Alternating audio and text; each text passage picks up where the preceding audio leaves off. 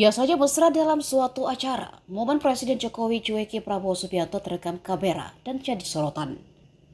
Kejadian itu saat acara penyerahan zakat dari Presiden Joko Widodo kepada Badan Amil Zakat Nasional di Istana Negara, Jakarta pada Rabu 13 Maret. Prabowo terlihat juga menghadiri acara tersebut. Namun seusai Presiden Jokowi menyerahkan dan membayar zakat menggunakan kris, orang nomor satu tersebut tak menyalami Prabowo. Jokowi justru terlihat menghampiri dan menyalami beberapa menteri lain yang menggunakan kemeja batik.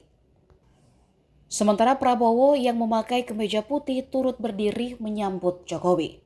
Namun Jokowi pun tak mengulurkan tangan untuk menyalami Prabowo. Prabowo pun yang sudah berdiri hanya bisa melihat ke kanan dan ke kiri.